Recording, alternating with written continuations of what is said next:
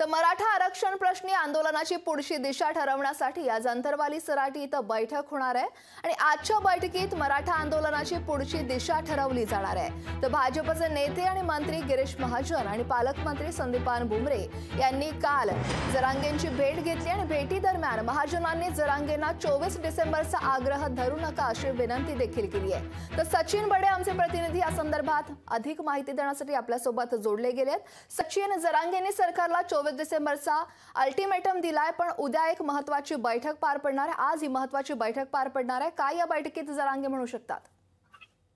अक्षरा, जे आपण काल पाहिलं की सरकारचं शिष्टमंडळ हे छत्रपती संभाजीनगरात दाखल झालेलं होतं। रुग्णालयामध्ये ज्या उपचार घेतात मनोज जरांगे त्या ठिकाणी भेट झालेली आहे आणि सरकारनं मुदत वाढवून देण्यात यावी अशी मागणी जी आहे ती मनोज जरांगेकडे केलेली आहे।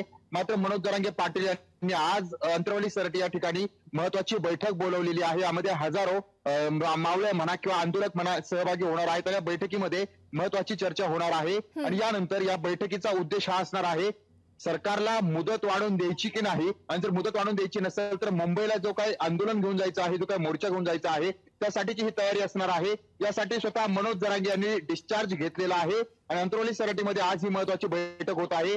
ज्या ठिकाणी भव्य अशी सभा झालेल्या अंतरवाली सराटी त्याच मैदानावर ही आता बैठक होत आहे। या बैठकीमध्ये विशेष अशी जी काही मुद्दे आहेत, विशेष अशी जी काही त्रुटी आहेत त्या सुद्धा मांडल्या जाणार आहेत आणि त्या माध्यमातून आंदोलन करायचंय का सरकारला वेळ वाढून द्यायचा आहे हेच आता पाहणं महत्वाचं आहे आणि याच्यावरच आता निर्णय घेतला जाणार आहे। अक्षराजी, नक्कीच सचिन, त्यामुळे काल शिष्टमंडळानं जरांगेंची भेट घेतल्यानंतर आज ही महत्त्वाची बैठक पार पडणार आणि या बैठकीत नेमका काय निर्णय घेतला जातो ते पाहणं तितकंच महत्त्वाचं आहे। धन्यवाद सचिन, दिलेल्या सविस्तर माहिती संदर्भात।